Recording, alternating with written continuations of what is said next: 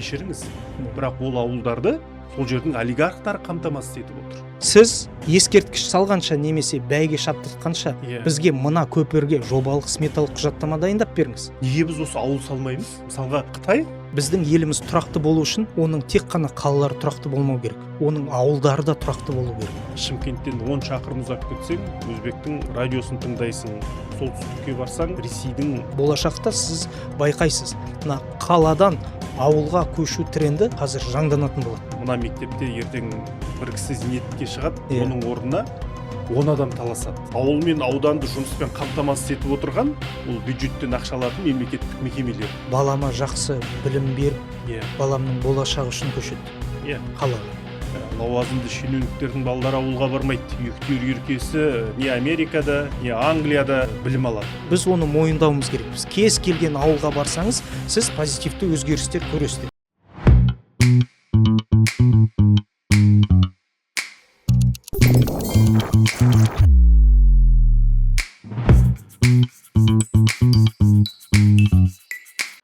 Бұл Ербол Сейілханның YouTube арнасы. Алдымен каналымызға жазылып, лайк басып, бұған дейінгі жарияланған видеоларға пікір білдіріңіздер. Себебі сіздерден қолдау керек және молдау керек. Тағы бір өтінішіміз бар. Каналымыздың қоңырау түймешесін басуды ұмытпаңыздар. Себебі жаңа сұхбат жарияланған бойда сіздерге дереу хабарлама жететін болады. Ал бүгін Сейілханның студиясында қонақта Айтас Foundation корпоративтік қорының директоры, қоғам белсендісі Серік Жүнісов. Ассалаумағалейкум. Қайырлы күн. Қалыңыз қалай? Аман есен, рахмет. Енді бүгін сізбен біз ауылдардың жағдайын қаузайтын боламыз. Енді қараңызшы, Қазақстанда соңғы 30 жылда 1400-ге жуық ауыл картадан мүлдем жойылып кетті. Тағы 500 елді мекен болашағы жоқ ауылдар деп үкіметтің қара тізіміне ілігіп отыр. Қазақтың қаймағы бұзылмаған ауылдарымыздан береке кетіп, елімізден дәулет көшкендей күй кешіп жүрміз. Биліктің пропагандасы ауыл алтын бесігім деп ұрандатқанымен, ақын, жазушы, жыршы, әнші ауылдан адам көшкенмен адамнан ауыл көшпейді деп жырлағанымен, қара шаңырақтан адамдар безіп жатыр. Қарап отырсаң, көңілің құлазиды. Осы 1400 ауылдың жабылғаны ауылдан берекенің кеткені ме? Себебі неде? Мына Қазақстанның ұлттық қауіпсіздік тұрғысынан мұның салдары мен зардабы қандай болуы мүмкін? Енді қазақтың жанын өте жақын ауыр тиетін фактілер, өзіңіз айтқан. Жалпы Қазақстанда шынымен де бізде ауылдар жабылып жатыр. Бірақ та әлемді қарайтын болсақ, бұл негізі әлемде кең таралып кеткен қазіргі кезде тренд. Әлемде көбінесе ауылның халқы қалаға көшуде. Мына 2007 жылы тарихта бірінші рет қала тұрғындары ауыл тұрғындарының басы озды. Жалпы қазір 56% халықтың қалаларда тұрады.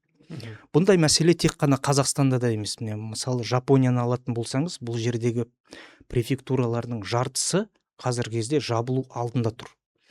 Оларда өздерінің бір аталған феномендері бар. Мысалы, қазіргі кезде Японияда ауылдық үйлердің бос тұрғаны 10 миллионға жетеді. Яғни ол бұл бүкіл үйлердің 10-14%. Дәл тура сондай тренд біздің Қазақстанымызда да бар. Сол себепті менің ойымша бұл біздің мемлекеттік трагедия емес, бұл жалпы әлемдік деңгейдегі тренд. Егер де жабылып жатқан ауылдарды қарайтын болсақ, бұл көбінесе мына шығыс пен солтүстіктегі ауылдар. Бірақ та 80% сондай. Бірақ та онымен қатар бізде өсіп дамып келе жатқанда облыстар бар, ауылдар бар. Мысалы, оңтүстікті алыңыз, батыс Қазақстанды алыңыз. Сол себепті менің ойымша кей жерлерде әлеуеті жоқ ауылдардың осы жойылу қаупі сақталып қалады. Бірақ та әлеуеті жоғары ауылдар одан ары өркендей береді. Екінші жағынан ауылым алтын бесігім деген менің ойымша тек қана биліктегі адамдардың ұраны емес. Қалай болса да бұл қазаққа жақын өте жақын бір құндылық.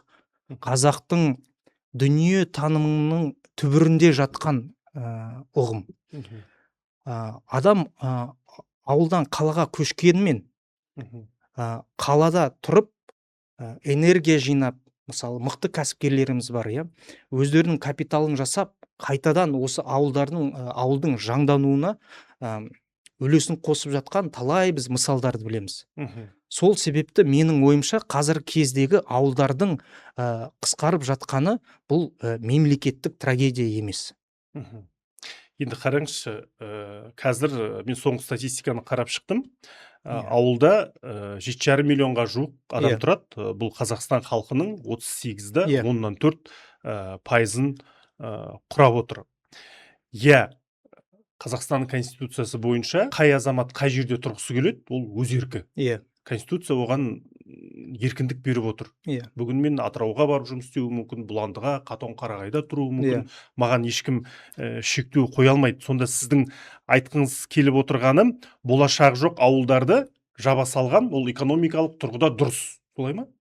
Оның сақтап қалудың басқа жолы жоқ па? Біз ең бірінші кезекте мемлекетке, Иә. елімізге ауылдық аймақтар және ауылдар не үшін керек деген сұраққа жауап беруіміз керекпіз. Өйткені бүгінгі күні тура осы аргументтерді біздің урбанистер көбінесе айтады. Түбінде барлығымыз қалада тұрсақ, егер де бүкіл әлемдік тренд болса, біз онда бүгінгі күні ауылды не үшін дамытып жатырмыз?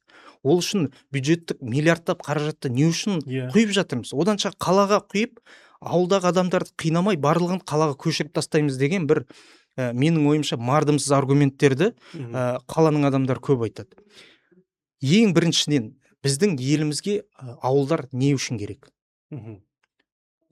Шекаралық қауіпсіздікті қамтамасыз ету үшін ауылдық аймақтар бірден бір керек. Бұл былайша айтқанда біздің мемлекетіміздің сыртқы терісі сияқты. Ол әрқашан сезімтал болу керек, ол жерде әрқашан біздің адамдарымыз болу керек. Ауылдар шекара бойында болу керек. Егерде мына терінің сезімталдылығы жоғалса, онда адамның негізі ағзасында үлкен теріс құбылыстар болады. Дәл сол себепті бірінші ретте Қазақстанға ауылдарымыз шекаралық қауіпсіздікті қамтамасыз ету үшін керек. Яғни бұл призмадан ойласақ, бұнда ауылдарды дамыту бұл шығын емес.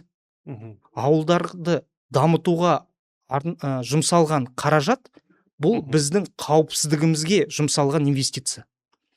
Екінші тарапта барлығы қалада тұратын болса, онда біздің азық-түлік қауіпсіздігімізді кім қамтамасыз етеді? Сол реттен ауылдар екінші ретте қалалардың азық-түлік қауіпсіздігін қамтамасыз ету үшін керек. Осы екі призмадан алатын болсақ, онда ауылдардың көбінің болашағы бар, стратегиялық маңызы бар. Оларды қалай сақтап қаламыз? Бұл түсінікті сұрақ, оған негізгі жауап бар, әлемде көптеген кейстер бар. Бірақ та біз ең бірінші ретте ауылдар Қазақстанға керек екенін мойындауымыз керекпіз, және олардың стратегиялық маңызын әрқашан фокуста сақтап қалуымыз керек. Менің ойымша барлығымыз қалаға көшіп кетейік деген бұл ауыл тұрғындары үшін әділетсіз бір аргумент. Енді ауылдағы ағайындарымыз қалаға көшпеу үшін қаланың жағдайын біз ауылға апаруымыз керек. Жаңа біз айтамыз, көп жағдайда мына кейсті айтамыз. Ауылда қазір жол бар, су бар, интернет бар, газ бар, жол салынып жатыр. Ол былайша айтқан кезде ол адамның тұрмысына қажетті базалық дүниелер. Базалық минимум. Ал Қазақстан үкіметі қаланың жағдайын ауылға апара алды ма толық? Оған қанша уақыт керек? Ұзақ мерзімді процесс. Оны 1 жылда немесе 5 жылда қаланың өмір деңгейі мен ауылдың өмір деңгейін теңестіру негізі мүмкін емес. Бұл сұрақты біз бірнеше сұрақтарға, тармақтарға бөлуіміз керекпіз. Расымен бүгінгі күні ауылдың өмір деңгейі қаланың өмір деңгейімен сәйкес келмейді. Мысалы, білімді алайық. Қазір кезде ауылдағы баланың қаладағы баладан білім саласы бойынша 1-1,5 жыл академиялық жылға ол қалып келеді. Бұл аз емес пе? Одан көп сияқты. бір жарым жыл. Бірақ та мен сізге бір қызық факт айтайын. Иә. Ауылдан мысалы НИШ, РФМШ-ға түскен бала, 7-ші класста ауылдан түскен бала, осы бір жарым жылға қалып келеді. Бірақ та 9-ші классқа келген кезде олар қаланың баласынан басып озады. Өйткені ауылда берген балаға тәрбие, потенциал мына қаланың баласынан қарағанда бәсекелестік артықшылық береді. Бұл біріншіден білім саласын алсақ. Негізі өмір деңгейін теңестіру бойынша экономиканы қарайық, иә. Теңестіру бойынша кейстер бар.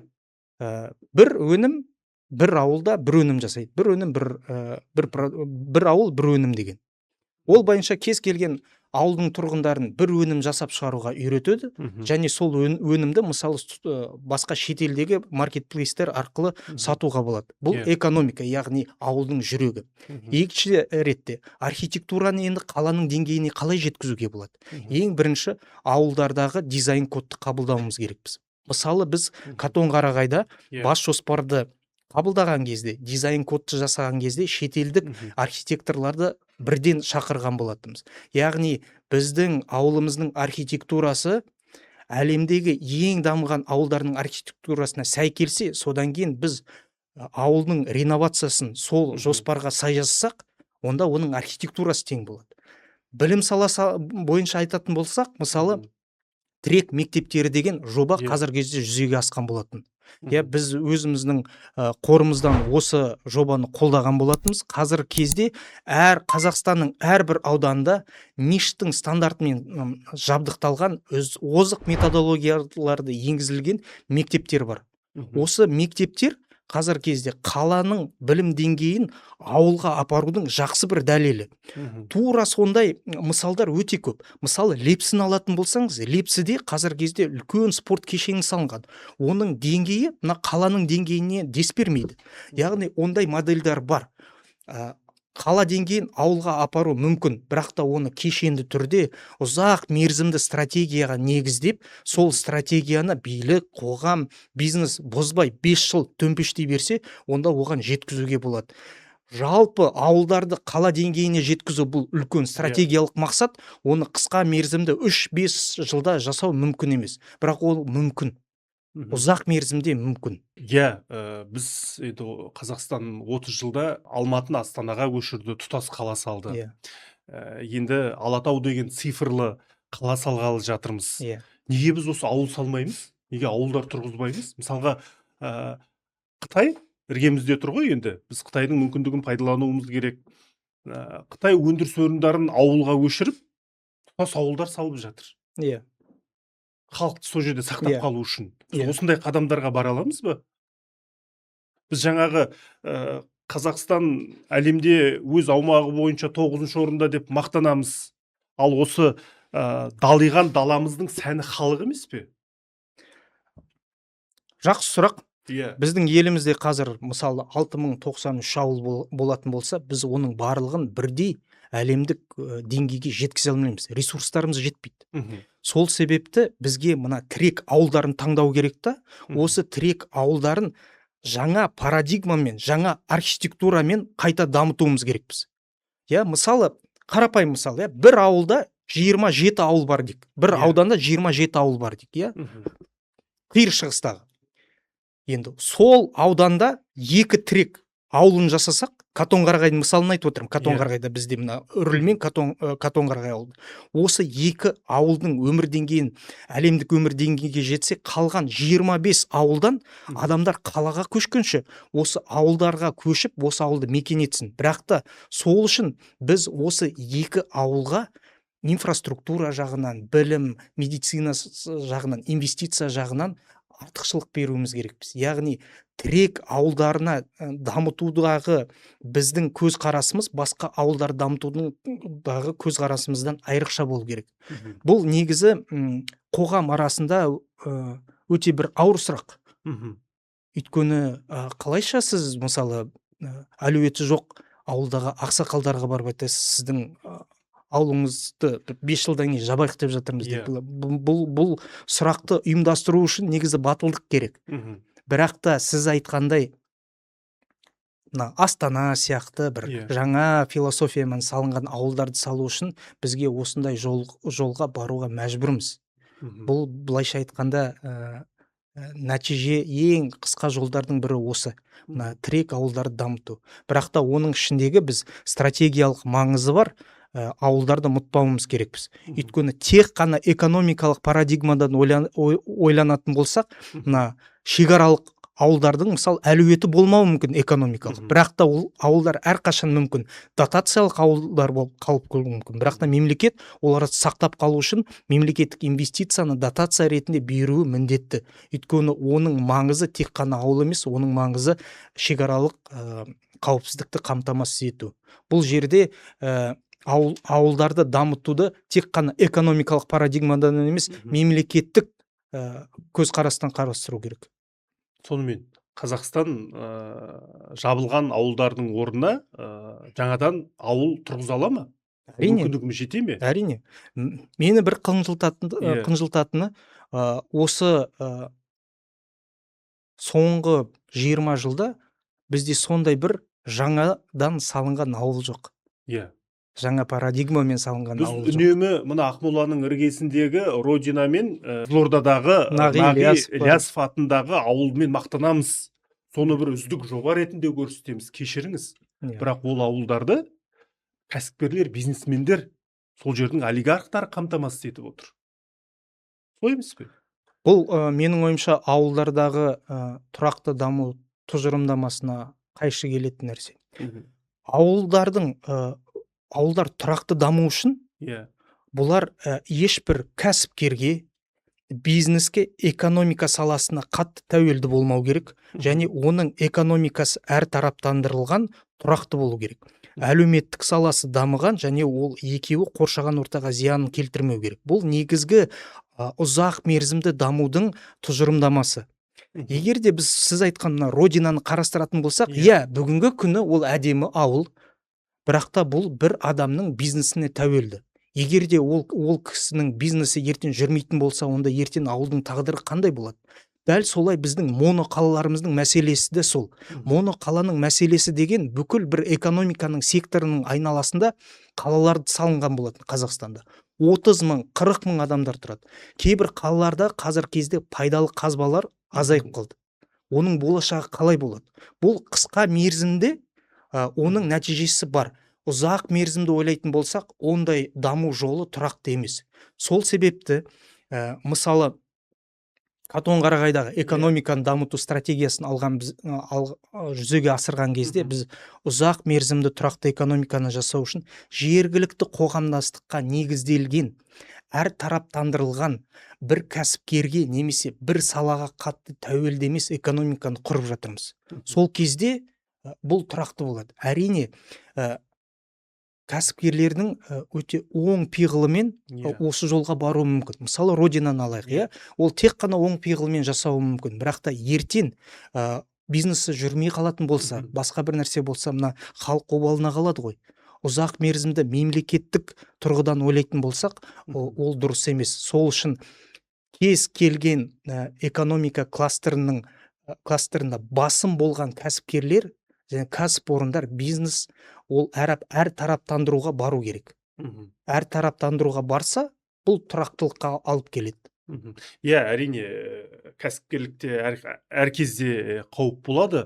Сонда бұл кәсіпкерлердің аудан, ауыл экономикасындағы ықпалын азайту қажет, солай? Аудандарды дамытуда ең бірінші басымдылық бұл мемлекетте. Мемлекеттің өкілі бұл жерде жергілікті әкім. Ешбір ауыл, ешбір аудан кез келген кәсіпкердің қолында және игілігінде болмау керек. Бұл былайша айтқанда біздің жаңа Қазақстандағы бір феодализмнің бір түрі ғой. Егерде бір кәсіпкер бір ауылды иемденіп, өзі әкім, өзі қожа, өзі инвестор болған.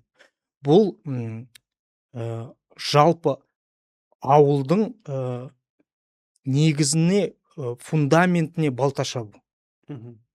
Біздің мысалы ең негізгі ойымша ерекшелігіміз кез келген стратегияны, жобаны жасаған кезде біз мемлекеттік саясатты қалай күшейтеміз, оған қалай ықпал жасай аламыз, сол алдыға қойылу керек. Жеке кәсіпкердің эгосы емес. Яғни бірінші стратегия жасау керек.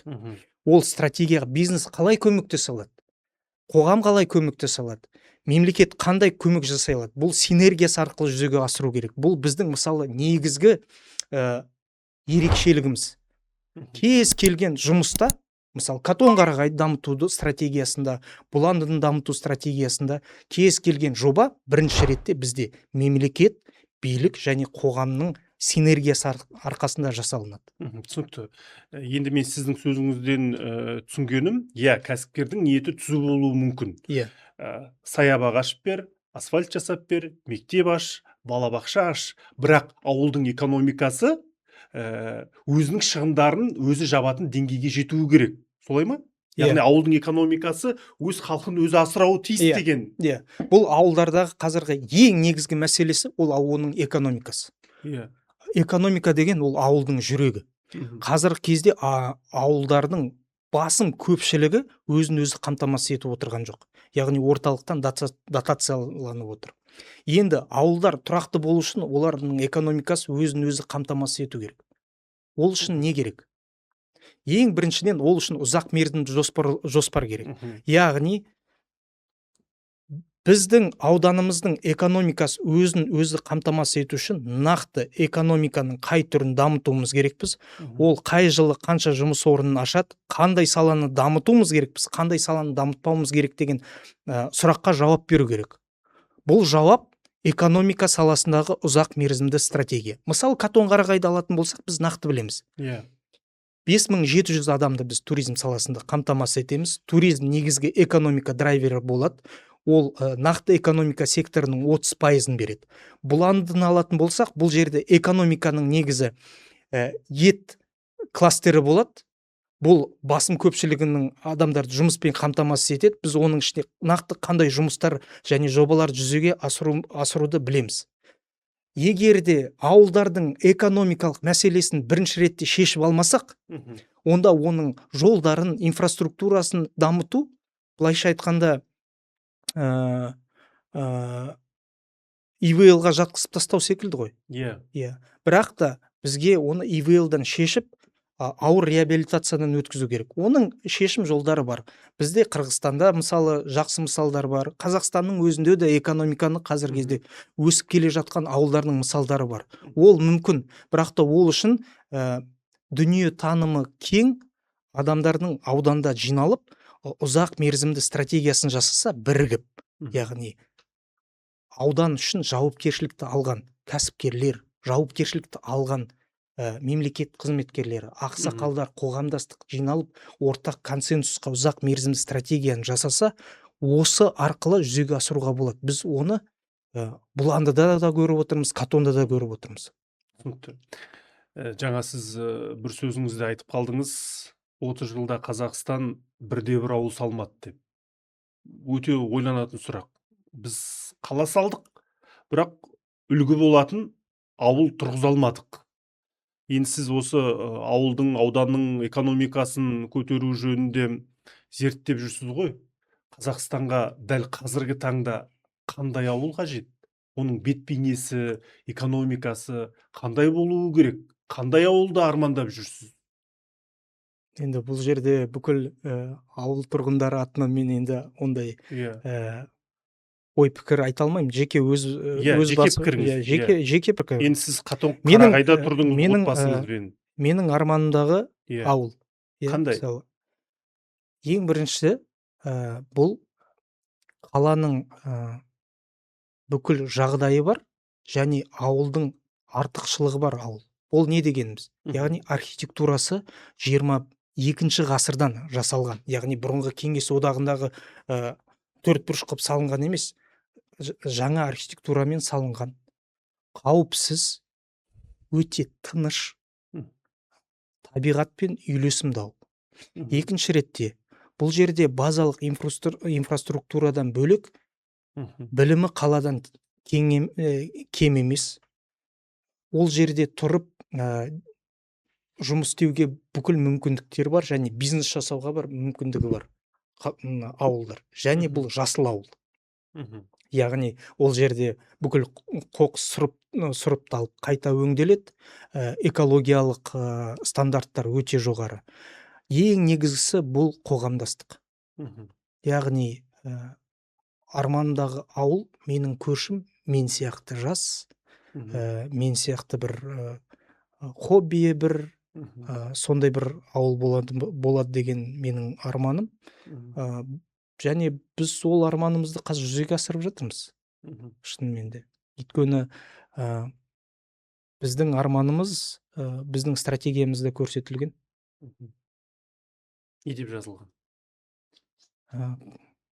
Егер де экономиканы алатын болсақ, бұл саналы туризмге негізделген туризм кластері. Егер де ауылдарды алатын болсақ, бұл әлемдік деңгейге сай 2 тірек ауылы, Қатонқарағай және Үріл қоршаған ортаны алатын болсақ, Қазақстандағы бірінші жасыл аудан.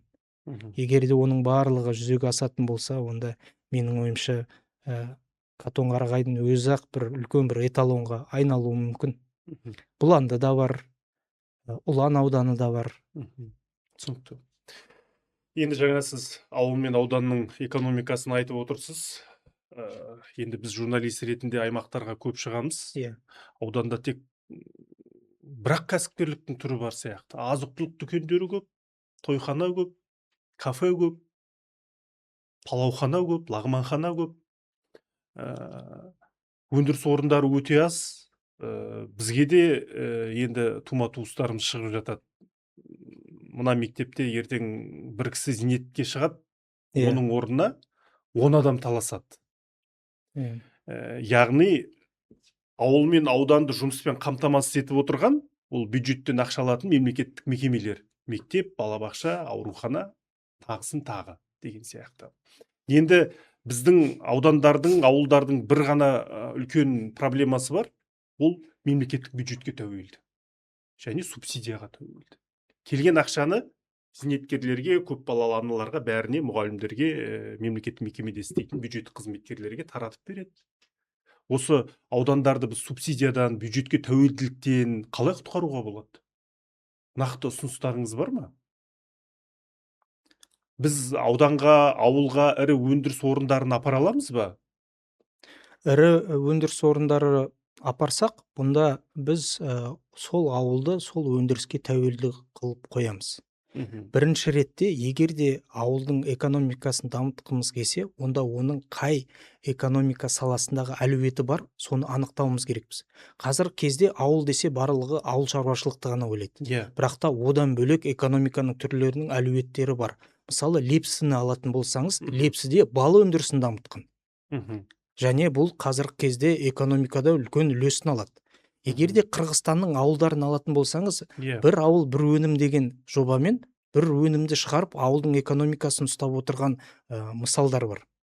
Тура сондай мысалмен бірінші терең зерттеу жасап, оның артықшылығымыз қайда екенін анықтап, содан кейін ең басты жергілікті қауымдастыққа негізделген, әртараптандырылған, мысалы туризмді алатын болсақ, үлкен қонақ үйлерді салмай, әрбір үйдегі адамдарды үйретіп, өзінің үйін қонақ үй қылып, 1000 қонақ үйді ұйымдастырсаңыз, әртараптандырылған экономиканы жүзеге асыруға болады. Қатонқарағайда. Немесе ауыл шаруашылықтағы еттің кластерін алатын болсақ. Ол бойынша да әлемде, Австралияда өте кең таралған модельдар бар. Бірақ та негізгі мәселе идеяда емес. Идеялар көп. Негізгі мәселе ол идеяны тұрақты, ұзақ мерзімді тамшылатып отырып жүзеге асыру. Өйткені қазір кезде көбінесе адамдар нәтижені ертең көргісі келеді. Тез көргісі келеді. Бұл өте ұзақ процесс. Кластерді құру, тұрғындарды үйрету, содан кейін экономикалық кластердағы цепочкалардың құру, бұл ұзақ мерзімді процесс. Сол себепті бұл тез келетін нәтиже емес. Түсінікті. Енді Шығыс пен Ақмола облысында нәтижелер бар, жетістігін айтып отырсыз ауданның Иә. экономикасын көтеру бойынша. Енді шындықты айтуымыз керек, біздің мемлекеттік жүйе ол бюрократияға негізделген. Түрлі қаржылық топтардың мүдделері бар, бұл жерде ірі тендерлер бар деген сияқты. Осы сіздердің айтып жатқан ұсыныстарыңызды әкімдіктер қалай қабылдап жатыр? Сіздер енді ең бірінші кезекте ұсыныстарыңызды жүзеге асыру үшін әкімдіктермен бірлесе жұмыс істейсіздер ғой. Бюрократиялық жүйені қаншалықты бұзып жару мүмкін болып жатыр? Біз өзіміздің жұмысымызды және өзіміздің нәтижелерімізді әкімшілікпен және қоғамдықтан бөліп жармаймыз. Бұл біздің ортақ стратегиямыз. Ол стратегияны жүзеге асырушының бірі біз ғанамыз. Оны ұстаушы мемлекет және әкімшілік. Мен жеке өзім айтайын. Иә. Жобаларды жасаған кезде, стратегияны жүзеге асырған кезде ешқандай да бір қарсыластық немесе тосқауыл, яғни бюрократияны қатты көрген жоқпын. Мен орталықтағы мемлекеттік органдарға егер де біз конструктивті бір ұсыныстармен келсек, бүкіл есіктер ашылады. Қазір кезде енді менің ойымша ол теріс ұғым. Кез келген идеяңды танысың болмаса өткізе алмайсың деген. Өйткені кез келген әкім, кез келген мемлекеттік органда егер де сенің ұсынысың конструктивті болса, немесе стратегияң дұрыс болса, сенімен сөйлесуге олар даяр. Бұл жағынан бізде ешқандай мәселе жоқ. Өйткені бұл ең бастысы бізге синергия. Бірігіп жұмыс істемесек, ауылды дамыту мүмкін емес. Иә, қазір дотациялармен отыр. Қазір бизнестің көмегі керек ол жерге. Қоғамның қолдауы керек. Сол кезде дамиды. Екіншіден, менің ойымша қазір кезде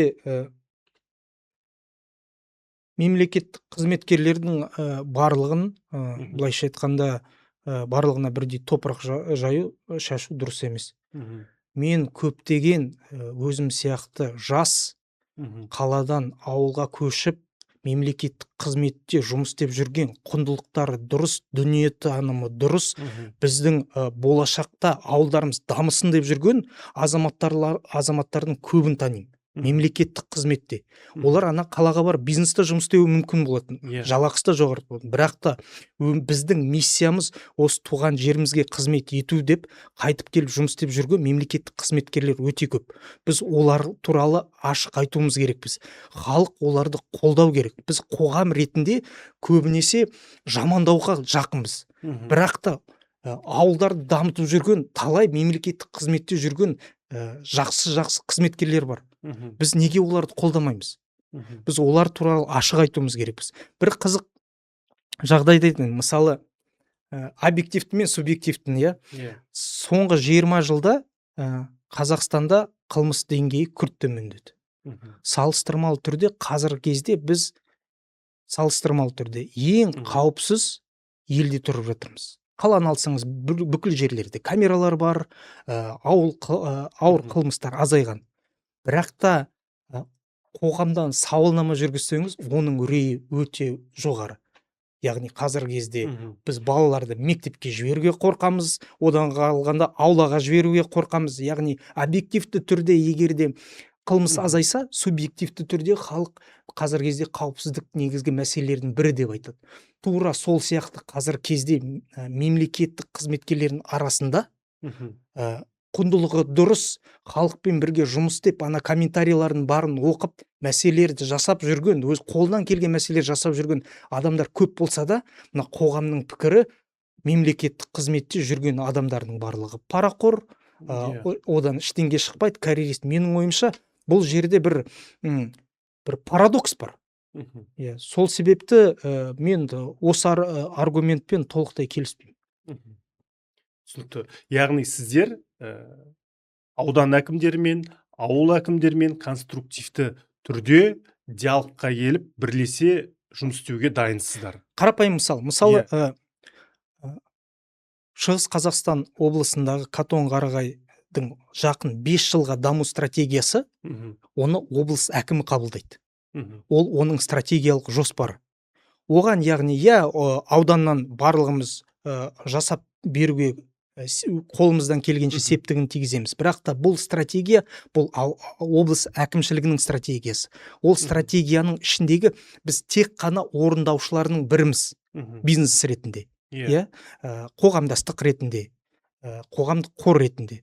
Мгм. Біздің айтып отырған ең негізгісі, осындай бір ауызбіршілік болмаса, Мгм. және ауызбіршілік болмаса жүзеге аспайды. Екінші реттен, егер де мемлекеттің функциясын, яғни аймақты дамыту функциясын кез келген бір қожаның иесі немесе бір олигарх иемденіп алса, онда ол өте дұрыс емес бағыт. Бұлайша айтқанда қазіргі кезде жаңа замандағы феодализмнің бір түрі. Мгм. Біз бұл процеске толықтай қарсымыз. Мгм. Біздің ұсынысымыз осы мемлекеттік, жергілікті мемлекеттік саясатты барынша нәтижелі қылу үшін Мгм. бірігіп ұзақ мерзімді стратегияны жасау керек, содан кейін қысқа мерзімді жоспарлауға өту керек. 3 жылдық, 2 жылдық, 1 жылдыққа. Мгм. Нақты қандай көмек көрсете аласыздар? Не істеп жатырсыздар? Мысалға мен аудан әкімі болса, Иә. маған сіз келдіңіз. Иә. Менің осындай жоспарым бар, өзіміз ақшасын Иә. төлейміз десе, мен күдікпен қарауым мүмкін. Бұл қандай адамдар? Неге қалтасынан ақша шығарып жатыр? Қандай бір саяси амбициялары болуы мүмкін деп? Жоқ, бұл осындай бір күдікпен қарайтын бар әрине, ма әкімдер? егер де мен сізге өзімнің мысалы жоспарыммен келсем, Иә. ауданның даму стратегиясымен, ол дұрыс емес болады. Мгм. Дұрысы, аудан әкімшілігі осы стратегияны қабылдайды, содан кейін Мгм. келген кезде айтады, мысалы, кез келген қорға бізде осындай жоспар бар. Сіз ескерткіш салғанша немесе бәйге шаптыртқанша Иә. бізге мына көпірге жобалық сметалық құжаттама дайындап беріңіз. Мгм. Біз сол арқылы мына көпіріміз жөндеп алайық. Немесе мына мектепке жабдықтау жасап, ана шетелдік мұғалімдерді алып келсеңіз, білім деңгейі өседі. Өйткені стратегиялық мақсатымыз осы деп Мгм. берсе, бұл дұрыс жол болады. Мен сізге бір қызық фактын айтайын. Жобалық сметалық құжаттамаға бөлінген 1 теңгеге Мгм. мемлекеттік 17 теңге инвестиция келеді. Мгм. Біз Бұландыда мысалы жобаларымыздың 4-тен 1-і 157 миллион теңгеге біз жобалық сметалық құжаттама жасап шығарғанбыз. Жылу жүйесі, парктер, соның барлығына мемлекеттік органдар, яғни әкімшілік бюджет есебінен ретке келтіріп алды. Өйткені әкімшіліктерде мысалы қазіргі кезде кез келген жобаны жасайын десе, олардың ПСД-сі жоқ. Иә. Ал ПСД-ні жасап беруге бизнесқа қызықсыз. Өйткені оларға той томалақ өткізу керек, ескерткіш салу керек, бәйге шаптыру керек. Бұл қысқа мерзімді ойлау. Ұзақ мерзімді ойлайтын болсақ, негізгі ПСД-ға беру. Бұл тек қана мысалы инфраструктуралық мәселелерді шешудегі бір мысал. Егер сіз әкім болсаңыз, мысалы мен сізге келіп айтушым, сіз айтасыз, осындай стратегия бар, мен айтамын, жақсы, онда осы жылы айтыс өткізбей қойық. Осы жылы мына 4 жолмен мына мектептің капиталды жөндеуіне сізге керек жобалық сметалық құжаттаманы мен жасап берем. Сіз соның арқасында республикалық бюджеттен алып, оны ретке келтіресіз. Міне бизнес пен әкімшіліктің ортақ стратегияға деген синергиясы. Және ол жоспарды сіз қордың ақшасына тегін жасап бересіз. Әрине. Ол бірінші ретте сапалы болады, екінші ретте арзанырақ болады, үшінші ретте тез болады. Өйткені мемлекеттік сатып алу процедуралары жоқ. Көмектеріңізді қабылдап жатқандар көп. Иә. Бұл кішкентай ғана мысал. Егер де білім саласын алатын болсақ, тура солай. Біз жабдықтауға қаражат бөлдік. Назарбаев зияткерлік мектебі өзінің методологиясын енгізіп, мұғалімдерді үйретіп жатыр. Әкімшілік өз тарапынан күрделі жөндеуден өткізді мектептерді. Егер де жеткіліксіз болсақ, сметаны біз жасап беріп жатырмыз. Сондай үйлесімді жұмыс арқылы, мысалы, білім деңгейін көтеріп алдық. Туризмді алатын болсаңыз, жергілікті тұрғындарды туризмге үйретіп 19-шы жылы біз оларға грант берген болатынбыз. Қордың қатарынан әрбір адамға грант берді. мемлекет оның үстінен өздері грант берді. Атамекен оларды бизнес бастау бағдарламасы арқылы үйретті, және біз мына шетелдік туристерді қабылдайтын тренерді алып келіп, оны арнайы үйретуден сабақтарын өткіздік. Осы үйлесімді жұмыс арқылы біздің тұрғындар қаражатты да алды, білімін де көтерді, және бүкіл инфраструктуралық мәселелер шешілді. Сол ауылды алатын болсақ, әкімдік жолдарды жөндеу немесе мына указательдарды қою кезде туристік нысанға жақын жобаларды жасады. Бұл үйлесімділіктің нәтижесінде бір ауыл, мысалы туристік ауыл, Қатонқарағайдық Берелді қарасаңыз, бір жақсы мысал. Ал әкімдіктің функциясын алып алмадыңыздар ма? Жоқ, мен ішкі мәселесіне араласпайсыздар. Басында айтқандай, стратегиялық бағдарды облыс әкімшілігі мен аудан әкімшілігі бағыттайды. Бұл ең негізгісі. Ауданның даму стратегиясын, яғни мемлекеттік бағдарлама ғой бұл. Оны аудан әкімшілігі мен облыс әкімшілігінің құзырында, және олар оны бақылау керек. Біз соның ішіндегі бір серіктестігі ғанамыз. Әрине, ол жоспарды жасаған кезде біз қолымыздан келгенше бүкіл көмегіміз көрсетеміз. Эксперттерді де алып келеміз. Бірақ та мемлекеттің мүддесін тек қана мемлекет атқару керек. Оны біз ертең кез келген бизнесменге немесе қоғам белсенділеріне беріп қойсақ, онда ол дұрыс емес. Енді ауылдарға, аудандарға көмектеседі екенсіздер, ақшаны аямайды екенсіздер. Бұл жердегі мақсат қандай? Құндылық неде? Ол ақшаның қайтарымы болмаса, мен білем, бизнесмендер кез келген жерде пайданы ойлап тұрады, ақшаны ойлап тұрады. Біз мына ауылға, ауданға келіп, міне бір жерін жөндеп жатырмыз, ақша салып жатырмыз, оның қайтарымы болу керек деп айтады. Сіздердің құндылықтарыңыз неде? Не үшін керек бұл? Менің ойымша, біздің холдингіміздің бір ерекшелігі, бұл холдинг өзі бизнес миссия мен әлеуметтік миссиядан тең құралған бір организм. Яғни біздің әлеуметтік миссиямызда тек қана қоғам белсенділері жұмыс істейді. Мысалы, мен өзімді алатын болсам, менің табиғатым кәсіпкерлік табиғат емес. Мен пайда табудан ешқандай ләззат алмаймын. Менің өмірлік ұстаным, айналамдағы адамдардың өмірін жақсартсам, маған одан артық бақыт жоқ. Тура осы дүниетанымы осындай адамдар біздің холдингіміздің әлеуметтік саласында, әлеуметтік миссиясында жиналған. Қоғам белсенділері, қоғам қайраткерлері. Енді біз не үшін ауылдық аймақтарды дамытамыз?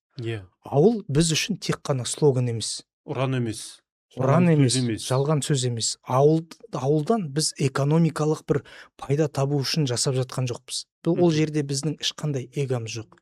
Бірінші ретте біз шын пейілімізбен ауылды жақсы көреміз. Екінші ретте біз өзіміздің ауылдарымыз әсем, тұрақты болуын қалаймыз, армандаймыз. Үшінші ретте біздің еліміз тұрақты болу үшін оның тек қана қалалары тұрақты болмау керек. Оның ауылдары да тұрақты болу керек. Бірақ та қазір кезде қалаларда жасалып жатқан дүние көп. Қалада ақша көп. Қалаға ең озық технологиялар бірінші ретте қалаға келеді. Көмек ауылға керек. Сол себепті біз өзіміздің күш-жігерімізді ауылға бұрып отырмыз.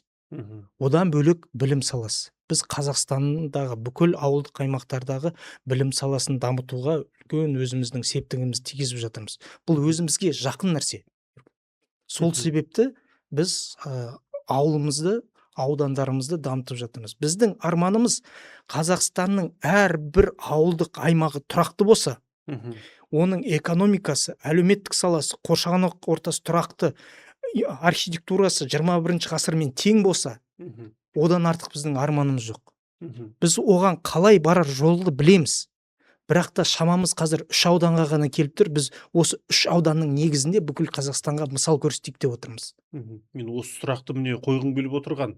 Алтай мен Атырау арасындағы кең байтақ қазақ даласында тарыдай шашырап жатқан ауыл көп. Бірақ сіздер Ақмола мен шығыстың ғана ауылдарын негізге алып отырсыздар.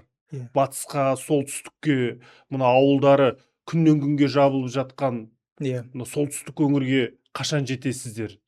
біздің мына үш ауданның моделі иә. бұл бүкіл Қазақстандағы ауылдардың портреті. Мгм. Мысалы, Қатонқарағай ауданы шалғай шығыста шекарада орналасқан үлкен нарықтан алыс жатқан оңаша аудан.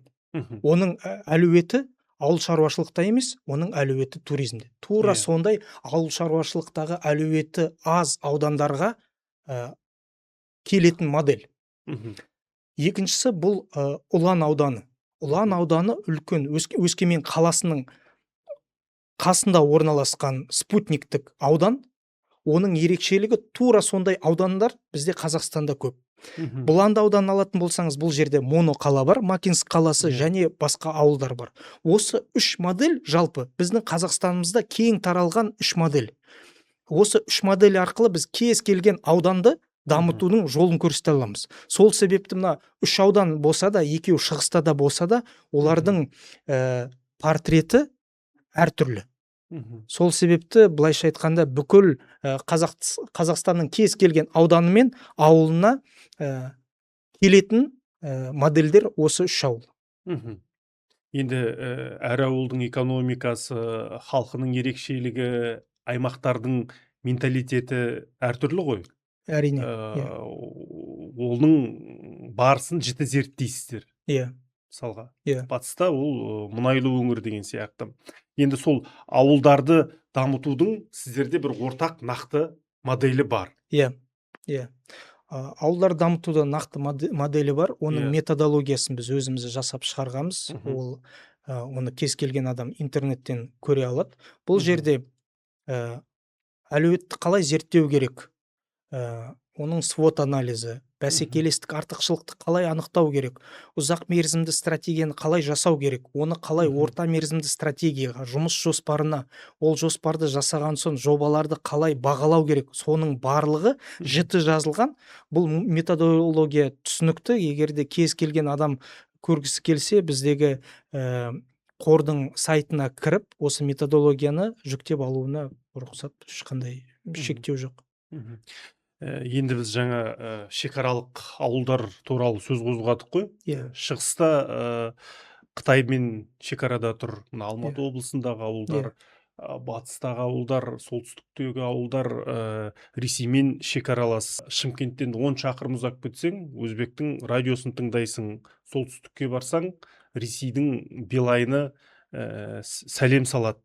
Осы мына шекаралық ауылдарды дамыту бойынша қандай ұсыныстарыңыз бар?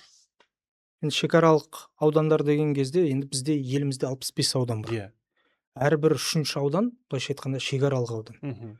Ол жерде енді 3 миллионнан 3,5 миллиондай адам тұрады. Мгм. Яғни әрбір ауылдағы екінші тұрғын бізде шекаралық ауданда тұрады.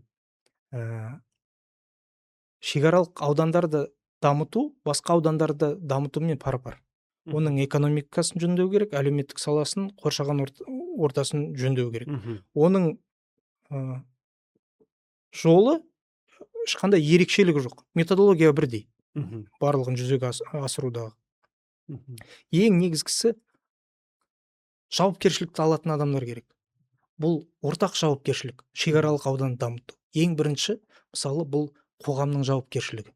Мгм. Бұл дұрыс талап ету.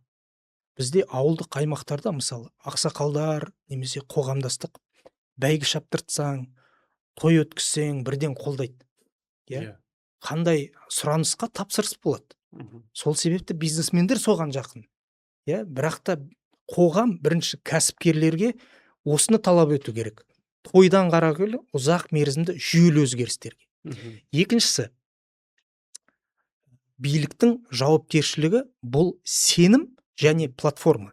Яғни билік ұзақ мерзімді 5 жылдық стратегия жасаса, Мгм. содан кейін кез келген енді бизнесмендер ауылды дамытам десе, олар жіті білмейді ғой, қай саланы қолдау керек, береді міне. Мгм. Мынандай салалар бар, 5 жылдық жоспарымыз мынандай, қай саланы алғың келеді, дамытқың келеді, Мгм.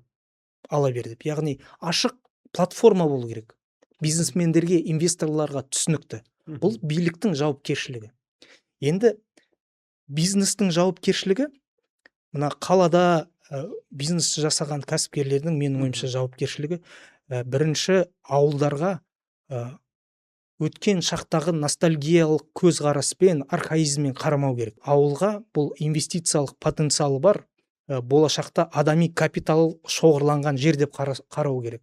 Және ауылдағы бүкіл жобаларды бір күндік мерекелік тойлау емес, ұзақ мерзімді жүйелі өзгерістерге жақын болу керек. Яғни былайша айтқанда дүниетаным және ойлау көзқарасын өзгерту керек. Бұл бизнестің жауапкершілігі. Яғни осы үш тарап осы жауапкершілікті алатын болса, онда ауданның даму болашағы бар. Ол түбегейлі түбіріндегі терең өзгерістерге әкеп соғады. Бұл жерде шекаралық аудан, жай аудан ешқандай айырмашылық жоқ. Түсінікті. Енді біздің мемлекет, Қазақстан үкіметі соңғы 30 жылда ауылды дамыту бойынша түрлі бағдарлама қабылдады.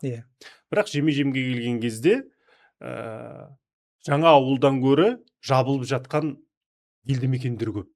Мемлекеттің еңбегін жоққа шығаруға болмас. Субсидия беріп жатыр, мал асырауға мүмкіндік беріп жатыр.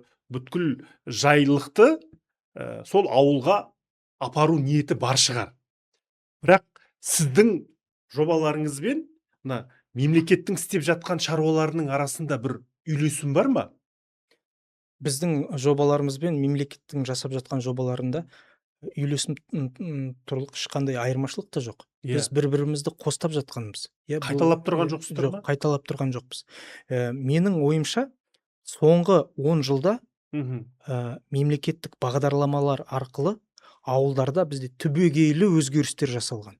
Инфраструктура бойынша, су бойынша кеңес дәуірінде жасалмаған өзгерістер қазіргі кезде жасалып жатыр. Біз оны мойындауымыз керекпіз. Кез келген ауылға барсаңыз, сіз позитивті өзгерістер көресіздер. Сұрақтар бар, кейбір ауылдарда ол сапасыз жасалған, бірақ та барлық ауылдарда позитивті өзгерістер бар.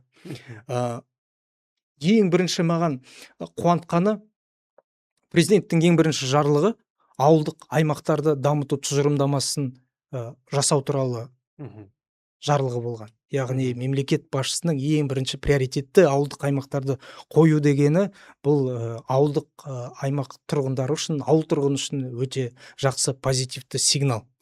Екінші ретте, біз өзіміздің жобаларымызды мемлекеттік жобалардан бөліп жармаймыз. Және мен айттым ғой, су құбырын жасау үшін егерде смета керек болса, қор жасап береді. Егерде мемлекетке бір мектеп, аурухананың жөндеуін өткізуге смета керек болса, біз жасап береміз. Егерде туризмді дамытуда гранттарды беру керек болса, немесе шетелдік бір эксперттерді алып келу керек болса, біз сондай көмекті көрсетеміз. Яғни бюджеттің енді өзінің бір шектеулері бар ғой. Сол шектеулері қол жетпейтін жерлерге көмектесу ортақ стратегияда. Бұл басымдылық.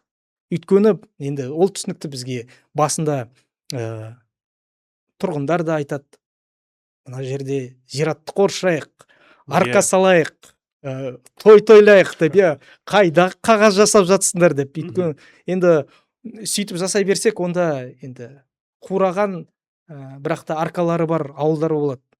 Ал біз ұсынып отырған жолмен жүрсек, және терең интеграцияға, үйлесімділікке барсақ, онда ауылдарды сақтап қаламыз. Яғни сіздер мемлекетпен ешқандай бәсекелес емес, оны сынап, ол жаңағы аудан әкімдерінің артынан шұқып, оның шикілігін теру емес, оларға көмектесіп, оларды толықтыру. Ауылды дамытуда басқа жол жоқ. Егерде барлығы жамандай беріп, ешқандай конструктивті диалогқа бармай бірлесіп жол жүрмесе, онда ол жол жүрілмейді. Егерде біз ауылдың болашағы жарқын болсын десек, біз ол жолға бірге түсіп, осы жолға жолдастар ретінде құндылығы дұрыс, дүние танымы дұрыс адамдармен бірге жүруіміз керекпіз. Жолдас болу деген осы бүкіл ауыртпашылықтарды, мәселелерді бірге шешу. Ауылдық аймақтарды дамытуда. Тек қана сынаумен ауылдық аймақтар дамымайды. Яғни сіздерге жалған популизм, жалаң ұран қажет емес. Жоқ. Нақты іс керек. Нақты іс керек. Біз тек егерде қоғамның пікірімен жүре берсек, мысалы былай айтайын. Қоғам бүгінгі мәселелерді шешуді талап етеді. Ұзақ мерзімді 10-20 жылға ойлаудан гөрі олар бүгінгі мәселені шешуді талап етеді. Бизнес өзінің бизнестің айналасындағы дүниетанымнан артық шығуы негізі өте сирек. Билік көбінесе бюджеттік 1-3 жылмен ойлайды. Мен қазіргі кезде ауданда айтып отырмын. Егер де барлығы өзінің парадигмасында ойланса, онда ұзақ мерзімді жоспарлау болмайды. Біз өзіміздің арманымызға жетпейміз. Сол себепті барлығының жиналып, ортақ бір консенсусқа келіп алса, сол кезде жүзеге асуы мүмкін осы идея. Секе қараңызшы, енді қазір біз аудан әкімдерін сайлап жатырмыз ғой. Бұрын ауыл мен ауданда әкімдер 20 жыл бойы отырды. Қазір жастар келіп жатыр. Енді сіз жобаларыңызды арқалап әр әкімдікке барып жүрсіз. Бірақ сол жобаларды жүзеге асыруға ауыл мен аудан әкімдері дайын ба? Өзгеруге дайын ба? Басқа жобаларды қарастыруға әзір ме? Әлде тек бюджетке өтініш жіберіп, бюджеттің ақшасын жаратып отыруға құмар ма? Біз жұмыс істеген аудандарда әкімдер ауысады. Кейбір аудандарда 4-ші әкім келді. Бірақ та ешбіреуінен біз ондай үлкен протекционизмді сезген жоқпыз. Қарсылықты да сезген жоқпыз.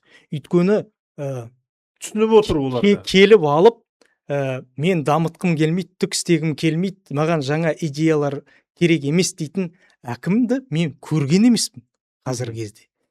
Сайлауға түсіп жатқан әкімдердің барлығының өз сайлау алды бағдарламасы бар. Ол бағдарламада ол барынша экономиканы дамытуға, әлеуметтік саланы дамытуға өзінің тың идеяларын жасайды. Яғни қазір кезде бізде аудандарды керісінше әкімдіктерде тың идеялардың тапшылығы бар. Мәселе бар, барлығының мәселесі бірдей. Ол мәселені шешу үшін тың идеялар керек. Сол тың идеяларды іздеп жүрген әкімдер көбінесе. Сол үшін егер де нақты бір қызық идеяларыңыз болса, жүйелі идеяларыңыз болса, ұялмай әкімшілікке барып, әкімдермен конструктивті диалог құру керек. Қазіргі заман сондай. Сіздерде конструктивті диалог бар ма? Әрине, ол конструктивті диалогсыз бізде ешқандай нәтиже болмаушы еді. Түсінікті. Жаңа сіз ауылдарда той тойлауға құмар деп айттыңыз. Расымен шындықты мойындауымыз керек. Біз Қазекең кредитке той алып, той тойлаған жақсы көреміз ғой. Қазір аудан емес, мектептің, балабақшаның 80 жылдығы, 50 жылдығы деп той тойлауға құмармыз. Түлектер жиналып, кәсіпкерлер аулаға гүл егіп, арқа-жарқа болып, ауылдың шетіне арка орнатқанға мәзбіз. Айтыңызшы, ақша көп, көкпар шаптырамыз, қазан-қазан ет асамыз, осы ауылға көмектесу неге жүйелі жолға қойылмаған? Бұл кімнің жауапкершілігінде? Әлде идеология дұрыс жүрмей жатыр ма? Және мен бұл сұраққа жауап берген сияқты болдым. Негізі, жауапкершілік қоғамның да жауапкершілігі, биліктің де жауапкершілігі, бизнестің де жауапкершілігі. Бұл ортақ жауапкершілік. Осы тойға жұмсалып кетіп жатқан ақшаны, етке кетіп жатқан ақшаны біз қалай бір ортақ іске жұмылдырамыз? Егерде мүмкін әкімдіктер айту керек шығар, азаматтар, түлектер, халқыңа жаның ашса, балабақша салып бер, жол салып бер. Кез келген ауылда қоғамдық келісім болу керек. Кез келген қаражат, инвестиция келсе, біз бірінші ретте ең керек жүйелі мәселелерді шешетін жобаларға жұмсауымыз керек бізде. Мысалы, сіз мықты кәсіпкерсіз, қалада жасалған, ауылыңызға келесіз. Ақсақалдардың бәрін жинап, осы тойлатып отырып, осы ауданымыздың 80 жылдығын өткізейікші. Ат шаптыртайық, мен мына бәйге өткізейік, айтыс өткізейік, той жасайық деген кезде, егерде ақсақалдар айтса, айналайын, біздіге оның орнына мектептің мәселесін шешіп берші. Мына әкімшілікке жобалық сметалық құжаттама жасап бер, мына жолды жөндеуіміз керек біз. Содан кейін той тойлаймыз десе, сіз әрине соны жасайсыз, той тойламайсыз ғой. Сол себепті бірінші ретте біз мына инвесторларға, содан кейін ауылды дамытам деген адамдарға талапты өзгертуіміз керек біз. Сен мына құбырдың сметасын жасап бер. Иә. Соның ақшасын Иә. өте. Иә. Мына Батыс Қазақстан облысында Жалпақтал деген аудан бар.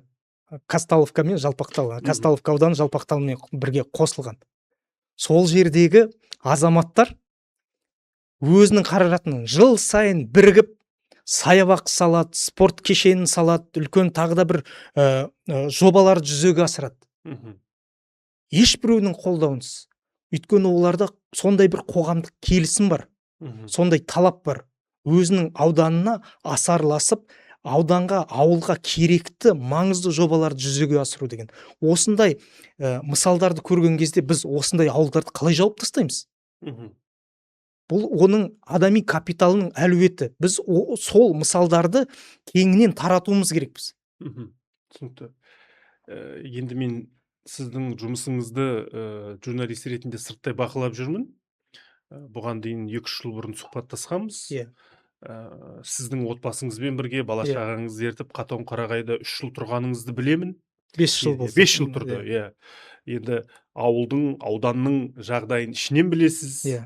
Астанада зәулім ғимараттың ішінде, Ақорданың маңында, Бәйтеректің түбінде отырып шешім қабылдап отырған жоқсыз. Енді маған мына мәселеге жауап беріңізші. Ауылда қалып жатқан кімдер және ауылдан безіп кетіп жатқан кімдер? Олардың портреті қандай? Не үшін қалып жатыр, не үшін кетіп жатыр? Ауыл адамына қалаға көшу негізі үлкен стресс. Өйткені олар көбінесе жарқын болашақты меңзеп қалаға көшеді. Бірінші ретте өзім үшін емес, балама жақсы білім беріп, баламның болашағы үшін көшеді қалаға. Қанша дегенмен қаланың білімі ауылдың білімінен алда. Қазіргі күні оны мойындауымыз керек. Бұл факт, нақты факт. Екінші ретте қаладан ауылға қандай адамдар көшеді? Ауылдың артықшылығын түсінген және соған жақын адамдар. Яғни табиғатпен үйлесімділік, тыныштық. Егерде ауылдағы бүкіл базалық инфраструктура болса, неліктен ауылда тұрмасқа? Мысалы, қазіргі кезде мен Астанада тұрып жатырмын ғой. Менің балам қазіргі кезде барып жатқан мектептің деңгейі мына біздің Қатон-Қарағайда немесе мына біздің Макинстағы, Бұландыдағы деңгейден төмендеу.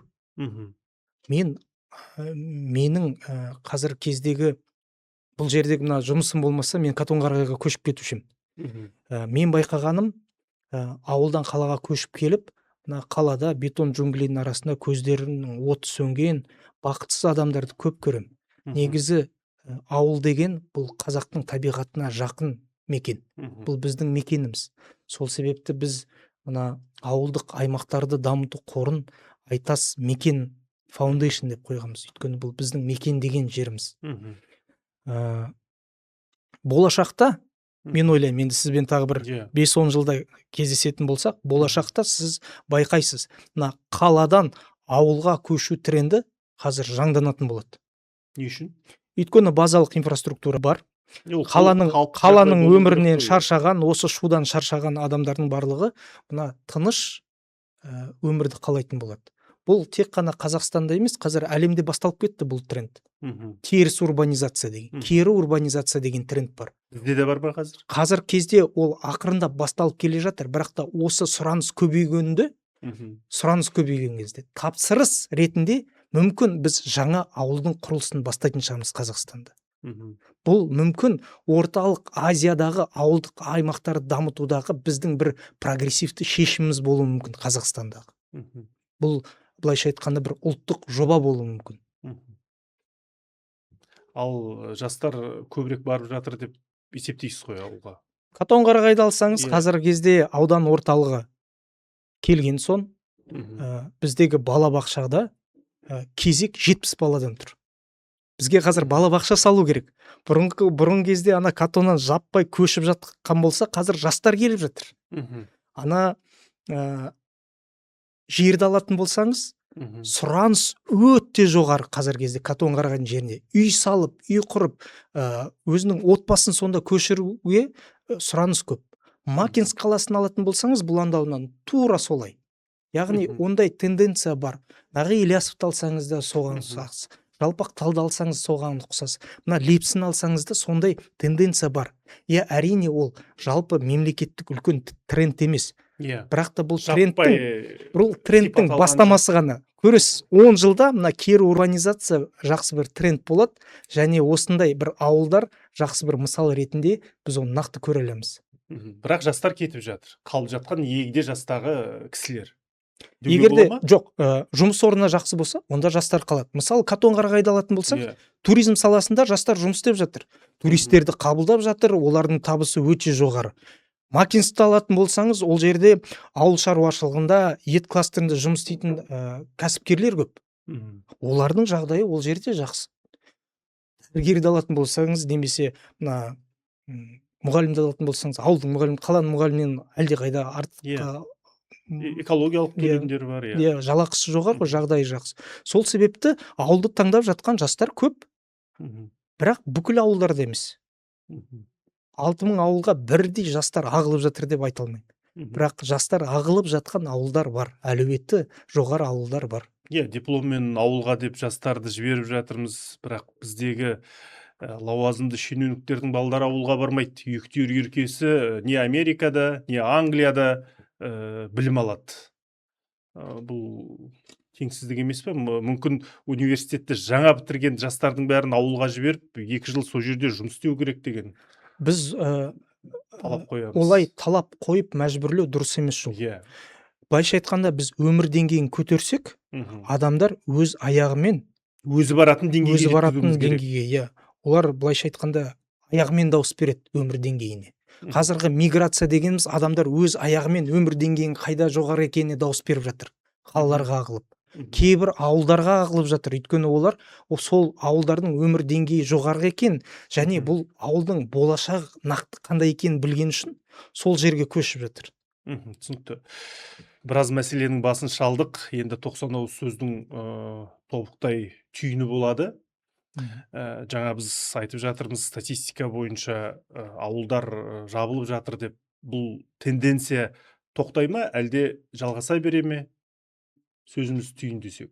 Ғалымдардың зерттеуі бойынша Иә. бізде халық санының 80% әлемде қалаларда тұратын болады. Мгм. 20-30% ауылдық аймақтарда тұратын болады. Мгм. Қазақстанда бұл көрсеткіш 30%-ға жақын.